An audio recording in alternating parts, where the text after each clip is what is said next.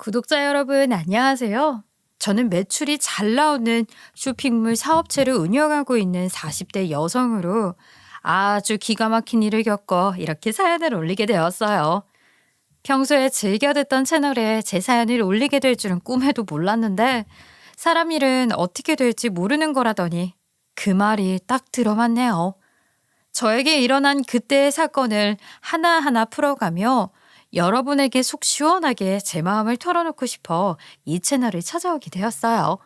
각설하고 지금부터 제 이야기를 풀어보겠습니다. 저는 인터넷 쇼핑몰을 운영하고 있는데 30대부터 50대 이상까지도 이용이 가능한 넉넉한 사이즈의 꽤 디자인이 고급스러운 옷을 팔고 있어요. 처음에는 번화가에 작은 매장을 운영하다가 매출이 잘 나오면서 온라인으로까지 크게 번창을 하게 된 경우로 쇼핑몰 쪽에서는 꽤 성공한 곳이기도 합니다. 연매출 순이익이 억소리가 나올 정도로 판매량이 좋기도 하고 단골 손님들이 꾸준히 구매를 해주시는 덕분에 걱정 없이 살고 있었지요. 거기다가 제가 번화가에 작은 매장을 운영할 때부터 제 옆에서 저의 오른팔이 되어주며 저를 돕던 직원이 똑소리나게 일을 잘해서 도움도 상당히 많이 받았어요. 처음에 온라인 쇼핑몰을 오픈할 때 정말 아무것도 몰랐는데 제 오른팔이나 다름없는 경이라는 친구가 하나하나 살펴보며 본인 일처럼 도와주었거든요. 지금 온라인을 주력으로 하고 있기 때문에 매장은 철수를 하고 제가 일을 하고 있는 사무실과 물건을 보관하고 배송을 나가는 배송 창고 두 군데에서 일을 보고 있어요. 아무튼 저는 온라인 매장이 몸뚱이를 불려가며 점점 일이 바빠지게 되면서 돈을 버는 재미를 느끼게 되었고 남들이 결혼을 할 때 열심히 돈만 보고 살았습니다. 몇몇의 친구들은 가정이 있어야 노후가 행복하다는 말로 저에게 결혼하라 꼬드겼지만 사실 돈만 있으면 노후가 심심할 이유가 있겠나 싶더라고요. 그래서 한 귀로 듣고 한 귀로 흘리면서 제 미래를 위해 더 악착같이 벌고야 말겠다고 생각했었어요. 그런데 제 오른팔과 다름없는 경이라는 직원이 결혼을 하게 되면서 제 생각도 약간 변화가 오기 시작했지요. 저와 함께 평생 일만 하며 살 줄 알았던 경희의 결혼식을 눈으로 확인하고 경희가 행복해하는 모습을 보면서 마음 한구석에 쓸쓸한 기분이 들더라고요. 잠시 딴 곳으로 이야기가 빠지게 되는데 아무튼 경희의 결혼식장에서 저는 한 남자를 아주 우연히 만나게 되었어요. 원래 결혼식장에서 신부 측 하객과 신랑 측 하객이 서로 눈이 맞는 경우가 있다고 하잖아요. 저도 딱 그런 상황에 놓이게 된 거죠. 저랑 남편은 경희의 결혼식장에서 안면을 트게 되었는데 처음에 저에게 다가와서 다짜고짜 명함을 내밀길래 이 사람 뭐지? 하는 궁금증이 들었던 것 같네요. 번호를 달라고 보채지도 않고 저에게 이름이 뭐냐고 물어보지도 않고 명함만 심플하게 주고 떠나길래 경희에게 물어봤었죠. 경희는 명함을 한참 들여다보더니 이 사람 꽤 괜찮은 사업을 하고 있는 사람이라고 본인의 예전 지인이라며 호들갑을 떨었어요. 사장 언니, 이 오빠 진짜 괜찮은 사람이에요. 저랑 꽤 오래전에 알고 지낸 사이인데 제 결혼식에 진짜 왔을 줄은 상상도 못했네요. 아무튼 사업체를 운영한다고 해서 축의금이나 뜯어볼까 하는 심산으로 모바일 청첩장 보낸 거였는데 진짜로 왔네? 언니가 진짜 마음에 들었나 보다. 언니, 한번 만나봐요. 본인이 더 들떠서 저에게 만나보라고 부추겼고 저는 오래 본 경위가 괜찮은 사람이라고 말을 하니 용기를 내서 연락을 해봤어요. 아무래도 평생 함께할 것 같았던 비혼주의 절친이 결혼을 하고 나니까 저도 결혼이라는 걸 해볼까 하는 싱숭생숭한 마음이 들었기 때문이었지요. 연락을 하고 여러 번 만남을 이어가게 되었고 둘 다 혼기를 지난 나이였기에 물 흐르듯이 결혼까지 하게 되었어요. 남편과 저는 둘 다 일만 열심히 하고 살았던 지난 과거 때문에 연애에는 꽤 서투른 모습을 보여주었는데 그 모습이 서로에게는 더 호감으로 다가왔었던 것 같아요. 40대 초반의 나이에 얼렁뚱땅 연애를 시작하고 모아둔 돈도 꽤 됐겠다. 만난 지 얼마 되지 않아 성급하게 결혼까지 하게 된 것입니다. 성급한 결혼의 결과였을까요? 꽤 괜찮은 사업을 하고 있다던 남편은 결혼 2년 차가 되었을 때 사업을 완전히 말아먹게 되었어요. 빚은 크게 지지 않았지만 모든 걸 한순간에 잃어버린 남편은 커다란 상실감에 빠지게 되었지요. 그제서야 남편의 사업을 슬쩍 들여다보니 애초에 남편의 사업이라는 게 경희의 말대로 건실하지 않기도 했었습니다. 사업이라고 해봐야 화장품을 수입해와서 국내에서 택만 갈아 판매를 하는 일이었는데 그 화장품에서 나와서는 안 될 나쁜 성분이 검출되었거든요. 유명한 화장품도 아니었기에 남편은 재수없게 걸렸다고 분풀이를 엄청나게 해댔지만 저는 그런 남편을 보면서 아주 한심하다는 생각을 하게 되었어요. 문제는 남편이 사업을 말아먹은 다음이었는데 결혼까지 해서 가정에 있는 사람이 아무리 애가 없고 제가 일을 해서 여유가 있다고는 하지만 일을 할 생각을 전혀 하지 않더라고요. 제 쇼핑몰 매출이 꽤 잘 나오고 저축까지 든든하게 해놓고 있었던지라 먹고 사는 데엔 지장이 전혀 없었거든요. 게다가 남편이 사업을 말아먹으면서 지게 된 빚도 시댁에서 갚아주었기 때문에 저에게 고개를 숙일 일도 전혀 없었고요. 남편은 생활에 지장이 가지 않으니 저에게 오히려 당당하게 건실한 사업을 하나 해보고 싶다고 말을 하면서 취직을 할 생각을 전혀 하지 않았어요. 저는 남편이 하고 싶은 대로 하게 냅뒀는데 제가 잔소리를 하지 않자 매일같이 말로만 사업을 구상 중이라고 하면서 집에서 답답하게 게임만 하루 종일 하더라고요. 저는 처음에 남편이 게임에 푹 빠져서 하루를 전부 투자하길래 남편이 게임 회사라도 차리려고 저러나 싶었었다니까요. 당연히 저는 남편의 모습에 큰 실망을 하게 되었고 이 모든 걸 늘 시댁에 쪼르르 달려가서 일러 바쳤어요. 시댁에 가서 백날 궁시렁 해봐야 속이에 경일기라고 생각하실지 모르겠지만 시댁에서는 제가 모든 생활비를 벌고 있고 시댁에 용돈까지 드리고 있었으니까 뭐 저에게 꼼짝도 못하셨지요.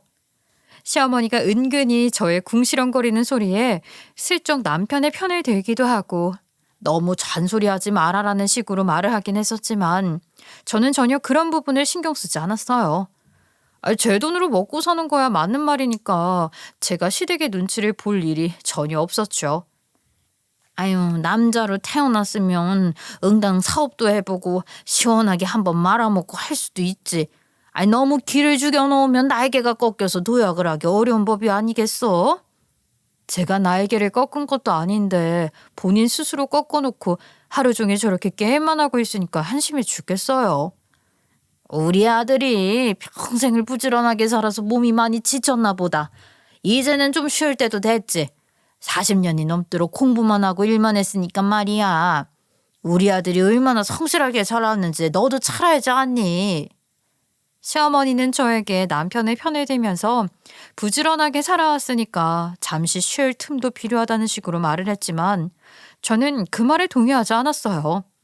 남편이 정말 부지런하고 성실하게 평생을 살아온 사람이라면 본인의 사업을 그렇게 쉽게 운영하고 말아먹지도 않았을 거라 생각을 했거든요. 화장품에서 가장 중요하게 생각하는 게 뭐겠어요? 기능성이냐, 개선이냐? 아니죠. 성분이죠, 성분. 우리 모두 이 화장품이 뭘로 만들어졌는지, 피부에 어떤 영향을 끼치는 성분이 있는지 없는지 뒷면부터 확인해 보잖아요. 그런데 수입을 해서 택가리를 해서 파는 주제에 그거 하나 검수를 하지 않고 무작정 들여와서 판매를 하는 게 말이나 되는 소리냐고요. 어머님, 평생 부지런하고 성실하게 살았던 사람이 한순간에 저렇게 놀고 먹는 거에 적응할 리가 없잖아요. 태생이 저렇게 게을렀던 거겠죠. 일만 해도 성분 검사 한번 제대로 하지 않고 수입을 해온다는 게 말이 돼요? 아유, 우리 아들이 너무 순진해서 좋다 좋은 거다 하니까 깜빡 속아 넘어간 게 아니겠니? 우리 아들이 속여먹은 사람이 잘못한 거지. 그러니까 사업을 하겠다는 사람이 남의 말만 듣고 일을 벌린다는 게 말이 되냐고요. 결국에는 보세요. 어머님 아버님 집까지 팔아서 빚 다 갚아주시고 지금 이런 주먹만한 집에서 살고 계시잖아요. 남편이 사업을 말아먹은 직후에 크진 않았지만 어쩔 수 없이 빚을 지게 되었는데 가뜩이나 저보다 돈을 못 벌어와서 길을 못 펴고 살았던 남편이 불쌍했던 시댁에서는 본인들이 거주하고 있었던 아파트까지 팔아서 남편의 빚을 갚아주셨거든요. 그리고는 아주 조그마한 빌라를 얻어 이사를 나가셨어요. 그러길래 네가 좀 도와줬으면 되는 거 아니니? 너 쌓아둔 돈도 많다면서 어떻게 부부가 되어서는 돈 한 푼 도와줄 생각을 안 해? 제가 왜요? 저도 그동안 남편 뒷바라지 해준 거 많아요, 어머님. 그리고 제가 도와준다고 하기 전에 어머님이 집까지 팔아서 도와주셨잖아요. 됐다, 됐어. 너랑은 이야기가 안 통한다. 지금도 우리 아들 이렇게 무시하는데 사업 말아먹은 빚까지 갚아주면 얼마나 무시하겠니? 내가 우리 아들 너한테 내내 무시당하는 꼴 보기 싫어서 도와준 거다. 솔직히 제가 남편을 대놓고 무시한 적이 있었던 것도 아니었거든요. 저렇게 지레짐작하고 말을 하니까 어이가 없었죠 뭐. 제가 아무 말도 하지 않고 입을 다물자 시어머니는 방으로 들어가더니 저에게 집으로 돌아가라고 말을 하시더라고요.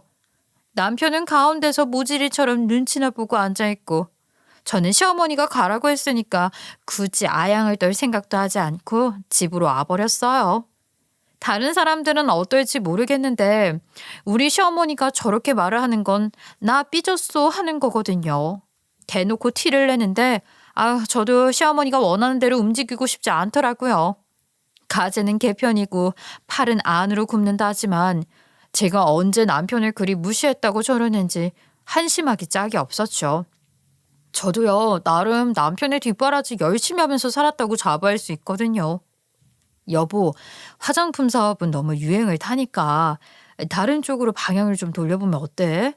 요즘은 코스메틱 기기도 잘 나오는데 인터넷만 찾아봐도 갈바닉이니 리프팅 기계니 뭐니 엄청나게 많더라고. 당신이 파는 화장품은 어디서 만든 건지도 잘 모르잖아. 사람들이 좋은 거라고 하니까 당연히 좋은 거겠지. 가격도 저렴한데 국내에서는 비싸게 팔 수 있어. 남는 돈이 어마어마한데 굳이 이걸 왜 포기해? 제가 다른 방향으로 사업을 돌려보는 게 어떻겠냐고 결혼 직후부터 사업이 망하기까지 계속해서 말을 했음에도 남편은 제 말은 듣지 않았죠. 싸구려 화장품을 대량으로 수입해서 2배, 3배 넘게 마진을 남겨 먹으면서 팔 수 있는데 굳이 AS를 신경 써야 하는 기기 사업을 하고 싶지 않다는 것이었어요. 남겨먹는 돈이 많으니까 당연히 저랑 연애를 할 때에도 결혼을 하고 나서도 돈은 많이 벌었겠죠. 하지만 그러면 뭐합니까? 3년 만에 사업을 홀라당 말아먹었는데 알고 보니까 저에게 명함을 건넸던 경희의 결혼식 즈음에 사업을 막 시작한 거더라고요. 경희는 뭘 보고 저에게 건실한 사업을 운영하는 사람이라고 말을 해준 건지는 모르겠지만 남편은 헐만 멀쩡한 사람이었던 거죠. 그와 더불어서 저는 남편에게 한 가지 의문점이 들기 시작했어요. 남편이 말이죠. 분명히 화장품을 팔면서 돈을 엄청나게 남겨 먹었다는 걸 알고 있는데 통장 잔고를 확인해 보니까 아주 텅텅 비었더라고요. 그렇다고 저에게 돈을 많이 썼냐? 그것도 아니고요. 결혼 생활하면서 저에게 생활비 쓰라고 카드를 떡하니 던져주었던 것도 아니었어요. 서로 돈을 벌고 있었으니까 생활비는 딱 반반 정도 각출을 해서 쓰고 있었거든요. 저희 부부에게 아이가 있는 것도 아니고 그래봐야 저녁에 간단하게 먹는 식비 들어가는 부분이 생활비의 전부이기도 했고요. 당연히 저는 남편이 우리 부부의 노후를 대비해서 적금을 들고 있구나, 노후 자금을 모으고 있는 거구나 하고 별 생각 없이 넘어갔어요. 그런데 반전은 남편이 저에게 텅텅 빈 통장을 내밀면서 본인이 사업을 하려면 목돈이 필요하네 뭐네 하면서 돈을 슬쩍 달라고 요구를 한 것이었죠. 시댁에서는 이미 빚을 갚아주느라 집까지 팔아버린 뒤였으니 돈 달라고 차마 말은 못하고 저에게 손을 내민 것이었어요. 내가 매번 생각은 하고 있는데 아주 끝내주는 아이디어가 막 떠올랐을 때 바로 실천할 수 있게 돈을 좀 가지고 있으면 좋을 것 같아서. 당신은 사업을 할 만한 머리가 아닌 것 같은데 그냥 가만히 있으면 중간이나 가지 않겠어? 내 쇼핑몰 일을 돕는 게 오히려 나을 것 같다고. 내가 여성복에 대해 아는 것도 전혀 없는데 어떻게 당신 쇼핑몰에서 일을 하겠어? 여자 옷 종류도 몰라 나는. 매번 미꾸라지처럼 제 일은 돕지 않겠다고 발을 빼는 남편에게 점점 더 한심함을 느끼고 있었던 순간 저는 또 한 번 열불이 터지는 일을 겪게 되었어요. 제가 남편이 꽁꽁 숨겨놓았던 휴대폰 고지서를 우연찮게 보게 되었다가 알게 된 것이죠. 글쎄, 기본 요금은 얼마 나가지 않는데 휴대폰 소액 결제 금액이 상상을 초월하게 붙어서 나오는 게 아니겠어요. 당신 도대체 뭘 하고 다니길래 휴대폰 소액 결제 금액이 100만 원이 넘게 나와? 무슨 보이스피싱이라도 당한 거야?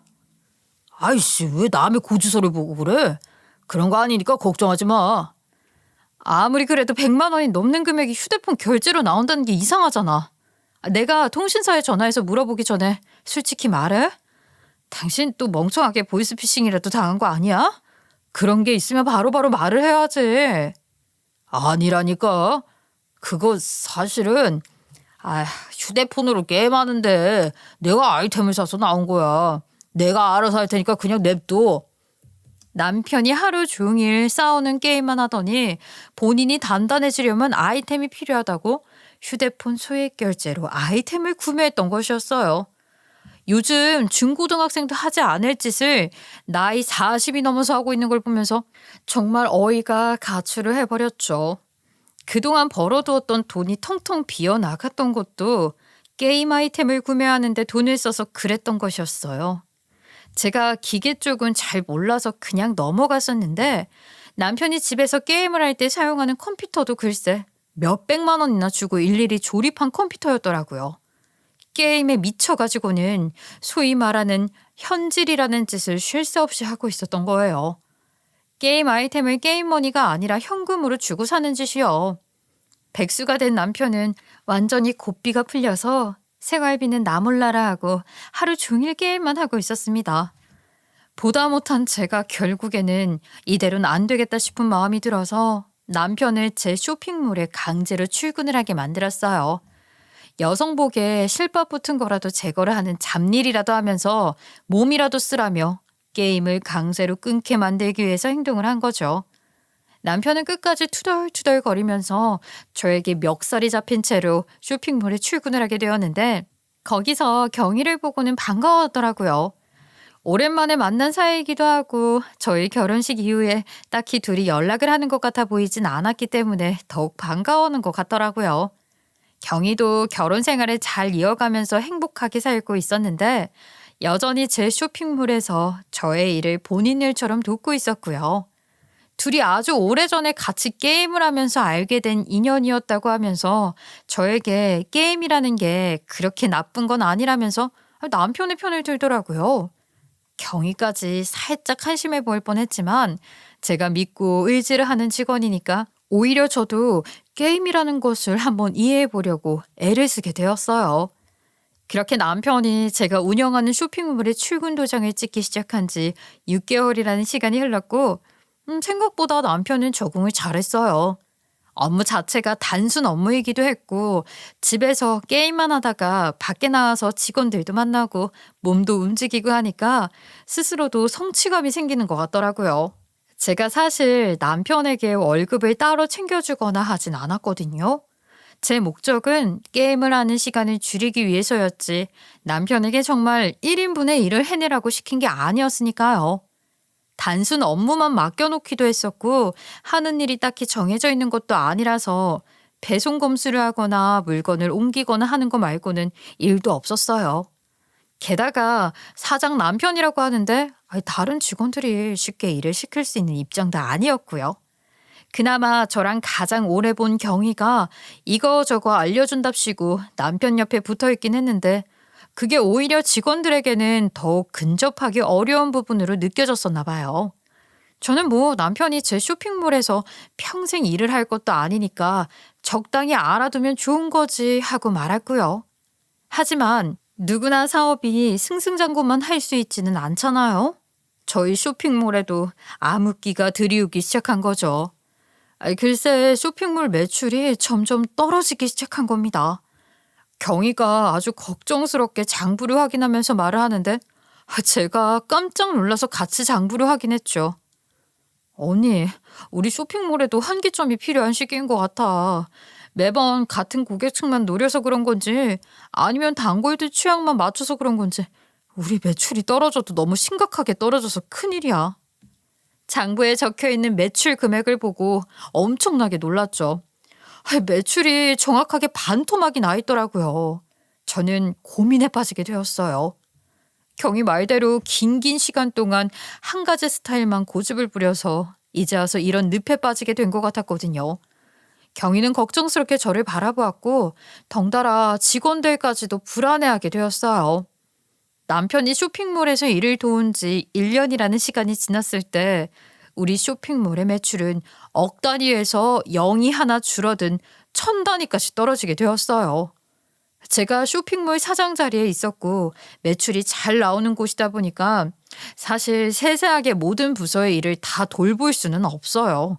초반에 장사가 지금처럼 잘 되지 않았을 때는 물론 모든 부서를 총괄하면서 책임을 지다가 일이 바빠지면서 믿을 수 있는 직원들을 각 부서에 배치를 해두었죠. 옷시장을 돌면서 물건을 사입하는 일은 제가 담당을 했고 쇼핑몰의 모든 회계 부분은 경희가 맡아서 일을 봐주었고요. 재고 관리는 배송 창고가 사무실과 가깝긴 했지만 떨어진 건물에 위치했기 때문에 배송팀 팀장이 맡아서 관리를 해줬어요. 그 외에 사이트 관리라든지 쇼핑몰 이미지 부분 같은 경우는 웹디자인 부서에서 알아서 진행을 시켰었고요. 경희 같은 경우는 제가 오프라인 매장을 운영할 때부터 채용을 했던 직원이었고 쇼핑몰 창업까지 함께했던 직원이었기에 유일하게 제 비밀번호까지 공유해 줄 수 있는 사이였어요. 누구보다 제 쇼핑몰 매출에 대해 신경 쓰고 관리를 해주었기에 장부 관리도 아주 꼼꼼하게 해주어서 제가 한눈에 쇼핑몰 매출을 보기 쉬웠고요. 쇼핑몰 매출이 점점 떨어지기 시작한다는 보고를 받은 지 2년이라는 시간이 더 지났을 때 저는 직원들의 월급까지 걱정해야 하는 수준까지 다다랐습니다. 직원을 감축시켜야 하나 걱정이 넘치던 그때 한동안 연락이 없었던 시어머니가 뜬금없이 저에게 연락이 왔어요. 쇼핑몰 매출이 떨어지면서 자연스럽게 저도 시댁에 드리고 있었던 용돈을 끊었었는데 그때 시어머니가 저한테 아주 불같이 화를 내고는 저에게 연락을 뚝 끊었었거든요. 사실 그래서 편하긴 했죠. 남편 편을 들면서 은근히 빈정거리는 사람이 사라졌으니까 진즉 용돈을 끊을 걸 그랬다 하는 생각까지 했으니까요. 그런 시어머니가 엄청 기분이 좋아서 들뜬 목소리를 하면서 저에게 전화를 했더라고요. 예, 우리 집 이사 날짜 정해졌으니까 그날은 무슨 일이 있어도 와서 일손 좀 도왔으면 좋겠구나. 토요일이니까 출근하는 날도 아니라 괜찮잖아. 시어머니가 갑자기 웬 이사를 가나 싶어서 순간 남편이 또 무슨 사고를 쳤나 싶었어요. 이전에도 사업 말아먹고 빚 갚아주느라 집을 줄이셨잖아요. 이번에도 혹시 남편이 뭔가 큰 사고를 쳐서 대신 수습을 해주시느라 집을 더 줄이시나 싶었던 거죠. 그런데 그러기엔 아주 목소리가 묘하게 들떠 있었으니까 이상한 기분이 들어서 일단 시어머니에게는 알겠다고 대답을 하고 집에 돌아와 남편에게 말을 꺼냈죠. 어머님 이사한다며 나한테 이삿날 오라고 하시더라. 일손이 부족하니까 나도 와서 일을 도우라고. 집 어디로 가시는데? 그 말에 남편이 소스라치게 놀라면서 저에게 막 손사래를 치는 게 아니겠어요? 당신 요즘 쇼핑몰 일로 충분히 바쁘고 골치 아픈 거 알아. 운영하는 거 힘들어서 어깨가 축 처진 사람이 무슨 이사를 돕겠다고 그래. 당신은 그저 쇼핑몰을 어떻게 바꿔야 좋을지 그것만 생각해. 이사하는 건 힘 잘 쓰는 내가 가서 도울 테니까. 알았지? 절대로 오지 말라는 식으로 말을 하는 게 그 말이 묘하게 수상하게 느껴지는 거예요. 남편이 평소에 저에게 다정한 인간이었거나 저를 끔찍하게 아끼는 사람이었다면 그런 것보다 했을 텐데 그런 인간이 전혀 아니었거든요. 오히려 과하게 오지 말라는 식으로 말을 하니까 저도 단단히 성이 나가서 남편에게 말을 했어요. 아니, 어머님이 직접 오라고 전화를 하셨는데 며느리가 돼서 최소한 도리는 해야지. 내가 용돈 끊고 나서 사이도 별로였는데 이참에 회복도 해보고 말이야. 남의 손 타는 것보다 가족 손으로 돕는 게 낫지 않겠어? 아이 뭐하러. 요즘은 이삿짐 센터 직원들 손이 훨씬 빠르고 야무져. 당신은 사업하는 사람인데 몸이 피곤해지면 큰일이지 않겠어? 내가 알아서 다 할 테니까 가지 말고 차라리 집에서 쉬고 있어. 당신 좋아하는 마사지도 좀 받고 말이야. 당신 좀 어째 이상하다. 왜 안 하던 짓을 하고 그래? 어머님께서 직접 나한테 오라고 했다니까? 내가 어떻게 어머님 말을 무시할 수 있겠어? 정말 엄마는 왜 전화를 해가지고 바쁜 우리 마누라 일을 시키겠다고 난린 거야? 왜 시짜 노릇을 하냐고. 그거 다 시집살이 시키려는 거니까 가지 마. 뭐 좋은 꼴을 보겠다고 굳이 이사를 하는 날 가서 일손을 돕겠다고 그래. 가지 마. 남편이 불같이 화를 내면서 말을 하는데 평소에 절대 저럴 사람이 아닌데 저런 행동을 하니까 더더욱 수상하게 느껴졌어요. 시어머니에게 전화라도 해서 한 소리 해야겠다 말을 하는데 남편에게는 제가 가지 않겠다고 말을 하고는 따로 시어머니에게 연락을 했지요. 이사갈 집 주소를 받아 챙긴 뒤에 이삿날 남편에게 말도 없이 시댁이 이사를 한다는 아파트에 찾아갔습니다. 경기도 외곽 쪽에 있는 아파트라 가격 자체가 비싼 건 아니었지만 생각보다 으리으리한 입구를 보면서 고개를 갸우뚱하게 되었지요. 시댁에서 이만한 돈이 나올 구멍이 없는데 이 집을 어떻게 얻었나 싶은 의문이 들었기 때문이었어요. 아파트 입구에 가자 시어머니가 버선발로 뛰어나오더니 제 손을 꼭 잡고 말하더라고요. 예, 네 덕에 내 팔자가 이렇게 필 줄 알았다. 예전부터 거실 넓은 60평대 아파트에 살아보는 게 꿈이었는데 아들놈은 맨날 돈 달라는 소리만 하지. 니네 시애비가 벌어오는 돈으로는 꿈도 못 꾸는 곳이었는데 우리 아들이 마누라 잘 얻어가지고 이렇게 60평대 아파트에도 살아본다. 예? 갑자기 그게 무슨 소리예요? 제 덕에 60평대 아파트에 살게 되었다니 저는 전혀 모르는 소리인데요. 에? 왜 그래? 이거 네 돈 주고 산 아파트 아니니? 우리 아들이 떡하니 집 계약해왔던데 돈이 어디 있어서 그랬겠어. 당연히 네가 준비한 선물인 줄 알았지. 용돈까지 단칼에 끊더니 우리 집 사주려고 그랬구나 싶어서 내 창하다고 칭찬해 주려고 부른 건데. 저는 돈 준 적이 없는걸요? 이사 가시는 집이 60평대 아파트인 것도 오늘 알았고요. 그러자 갸우뚱거리던 시어머니가 땀을 뻘뻘 흘리면서 발을 쏙 빼더라고요. 어머, 난 아무것도 모르겠구나. 그저 네가 사준 아파트인 줄 알았지. 네 남편한테 가서 물어보는 게 좋겠네. 저는 이 인간이 무슨 돈이 있어서 이런 궁궐 같은 집을 계약했나 싶어서 추궁을 하기 위해 전화를 걸었는데 남편이 전화를 받지 않더라고요. 한 번, 두 번 받지 않으니까 저도 성질이 뻗쳐서 계속해서 전화를 걸었는데 배터리가 나간 건지 일부러 끊어버린 건지 전화기가 꺼져 있다는 음성이 나오더군요. 주말이었으니까 당연히 남편도 쇼핑몰에 출근을 했을 리도 없고 저는 바로 집으로 달려가는데 집에도 남편이 없는 거예요. 그날 저녁에 아무 일도 없었다는 듯이 슬그머니 들어오는 남편을 붙잡고 불같이 화를 내지요. 뭐야? 어디 갔다가 이제서야 집에 기어들어와? 전화기는 왜 꺼놨는데? 시댁이 이사 간 거 내 덕분이라고 그러던데 이게 다 무슨 소리야? 솔직하게 말하지 않으면 무슨 사달이 날지 모르니까 똑바로 이실직고 해.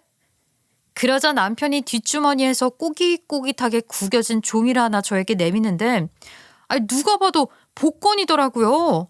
편의점에서 파는 긁는 복권이요. 내가 글쎄 이게 심심해서 한번 긁어봤는데 이게 똑하니 10억짜리가 당첨이 된 거 아니겠어? 내가 사업 말아먹으면서 우리 집도 같이 팔아버렸잖아. 엄마 소원이 큰 집에서 살아보는 거라 해서 제가 제반채 해드렸어. 당신한테 복권 당첨됐다고 말하면 뺏길 것 같아서 비밀로 한 거야.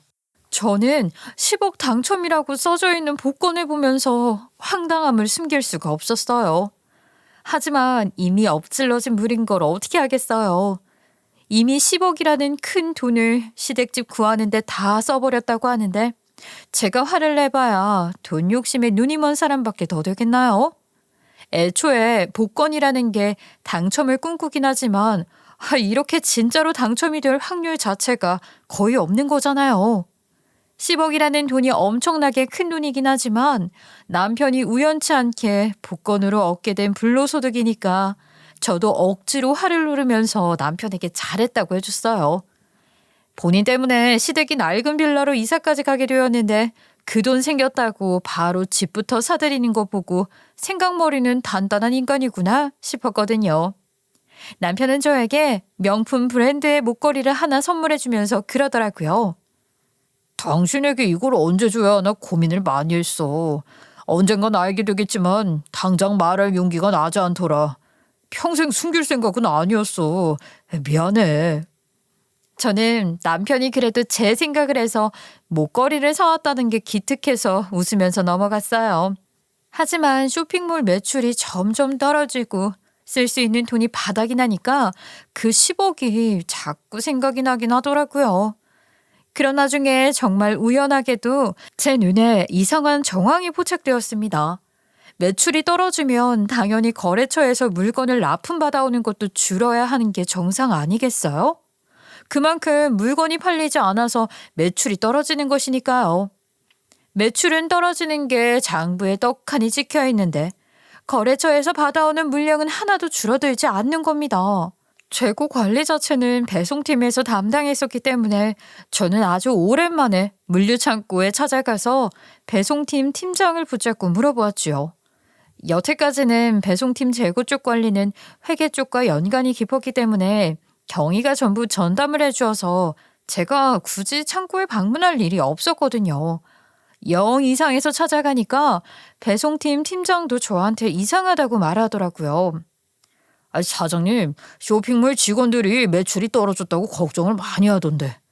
배송 나가는 물건량은 줄지 않았거든요. 여기 장부 한번 보실래요? 저희가 재고 관리해둔 거 체크해놨는데 한번 비교를 해보세요. 매출이 줄었다는 장부를 들고 배송팀에서 관리하는 재고 관리 장부와 일일이 비교를 해보니까 허점이 딱 드러나더라고요. 거보기에는 전혀 이상할 게 없는 장부였는데 물량 나간 거랑 비교를 하니 경희가 저에게 준 장부가 이중 장부였다는 게 딱 드러나게 되었어요. 오프라인 매장부터 시작해서 10년을 넘는 시간 동안 저랑 같이 일을 했었고 비밀번호까지 공유할 정도로 믿었던 직원이었던 경희가 저를 배신했다는 게 믿어지지가 않았죠. 경희에게 어떻게 이걸 추궁해야 할까 고민을 하고 있었는데 웹디자인 부서에 있는 직원 하나가 저에게 슬쩍 오더니 조심스럽게 말을 걸더라고요.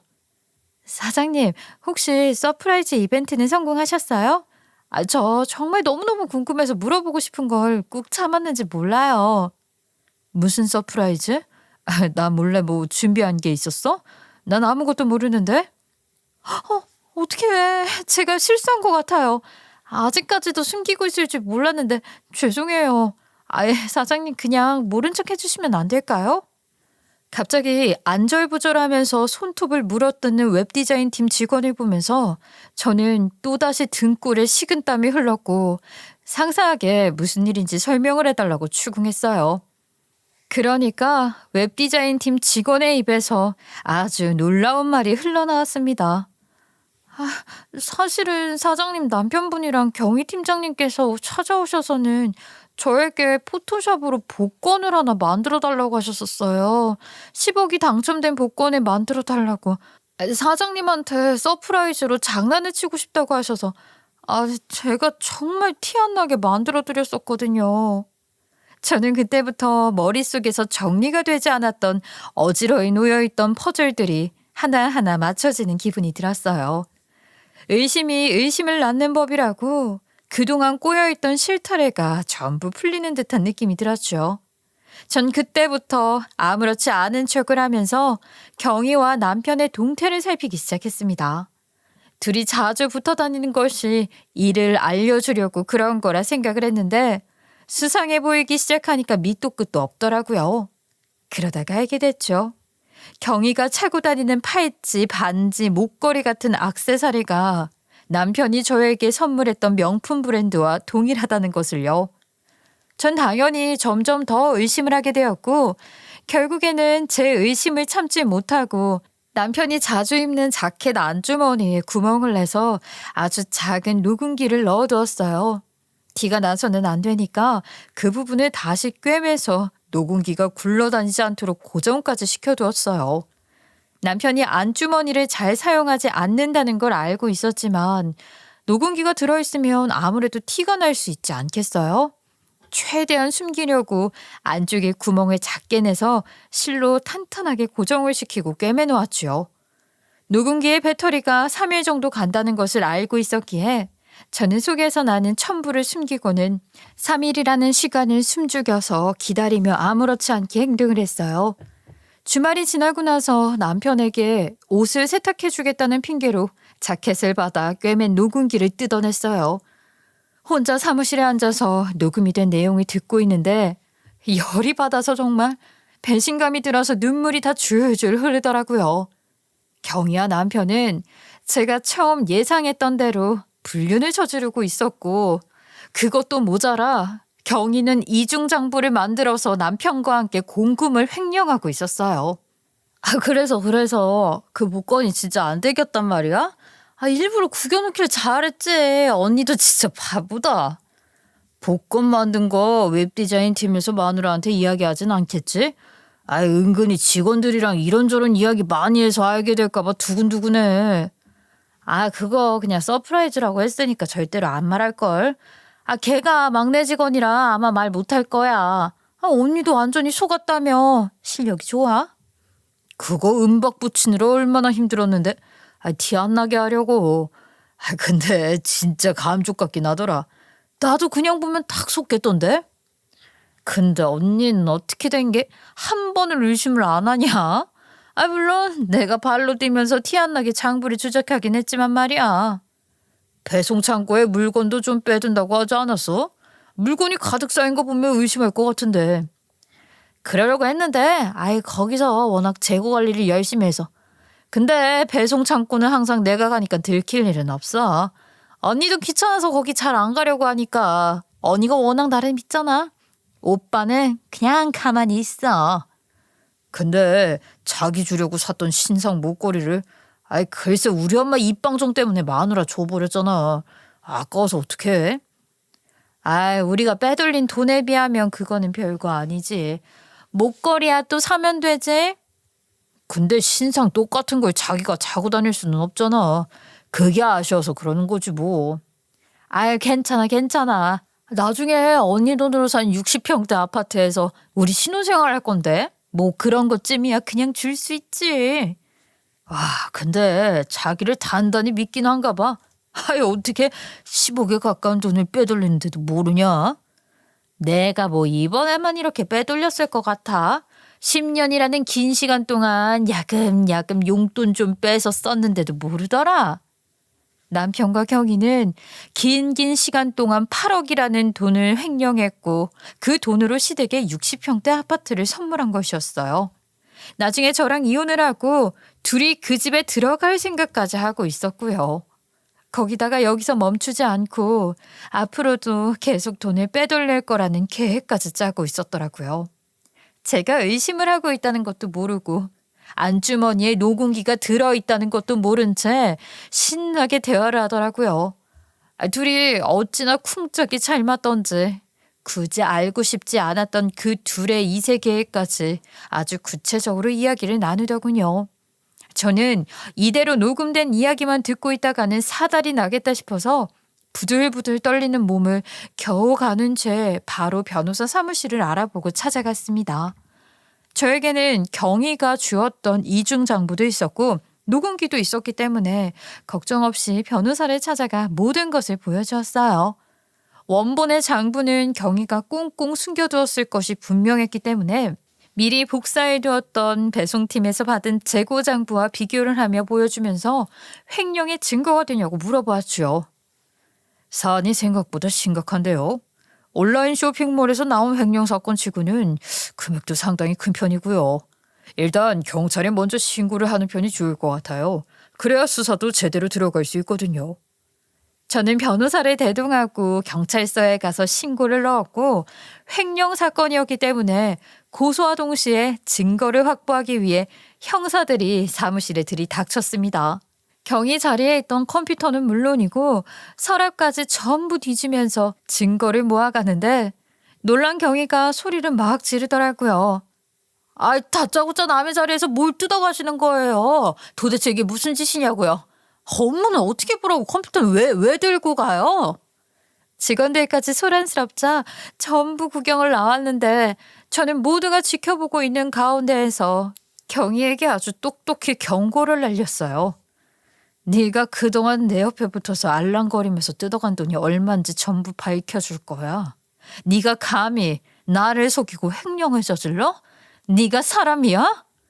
제가 소리를 지르자 경희는 물론이고 남편까지 사색이 되어서 손을 덜덜 떨더라고요.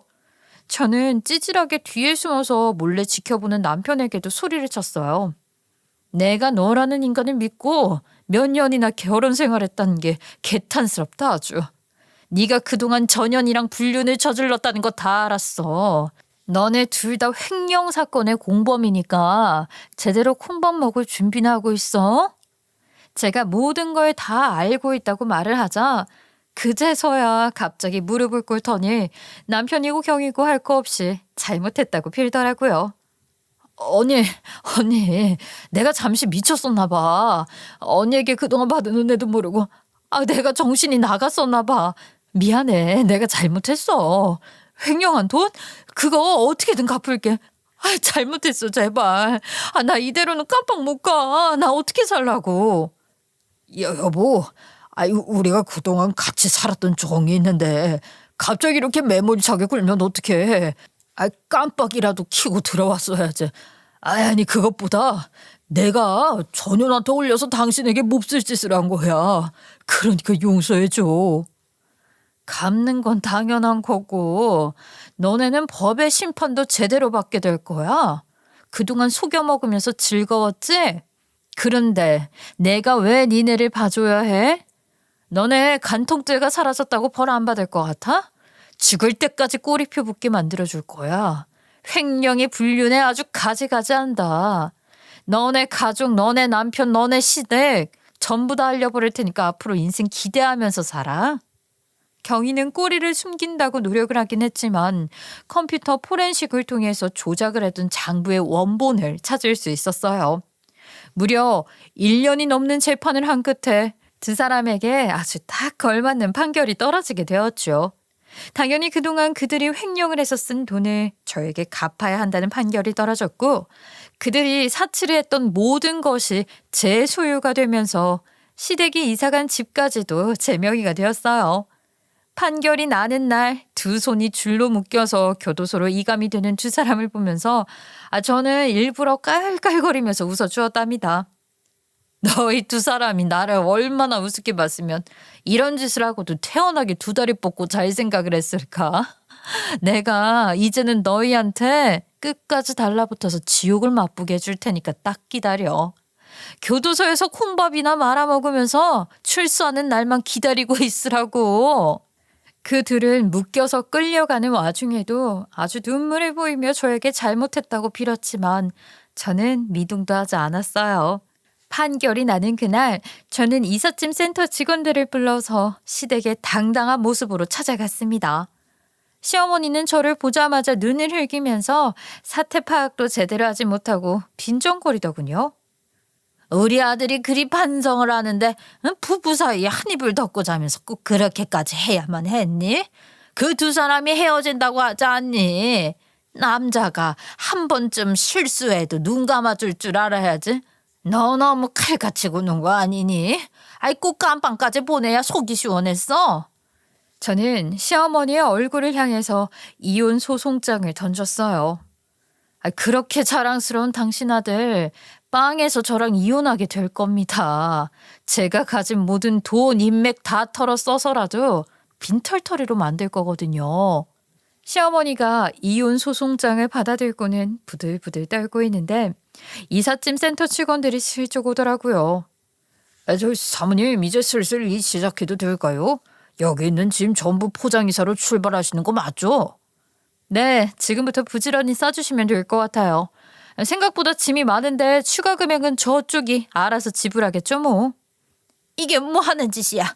내 집에 있는 물건 하나라도 건드렸다가는 경찰에 신고할 줄 알아? 누가 누구를 신고해? 이 집 내 명의로 넘어온 거 아직도 몰라? 나 몰래 내 돈 빼돌려서 산 집인데 내 집이지. 법원에서도 내 집이라고 하대.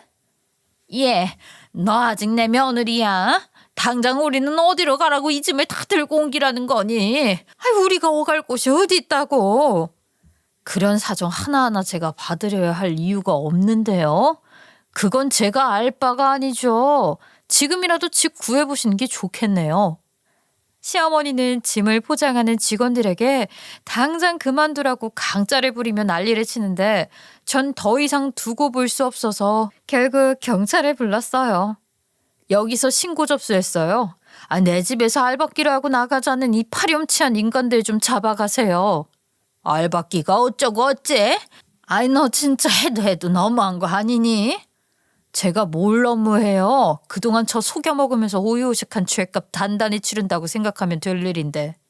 시어머니는 제가 꿈쩍도 하지 않자 그제서야 바닥에 주저앉아서 울고, 시아버지는 저에게 다시 생각해보라며 이 늙은이들이 어딜 가냐고 난리를 치기 시작했어요. 당연히 제가 사정을 봐줄 필요가 없으니까 저는 아랑곳하지 않고 그들의 짐을 빼버렸죠. 길바닥에 내앉든 창고를 대여해서 지내든 제가 더 알아봐드릴 필요도 없잖아요. 알아서들 건강하게 지내세요. 그래야지만 제가 복수를 더 이어갈 욕심이 생기죠. 허무하게 이대로 무너지면 재미가 없지 않겠어요?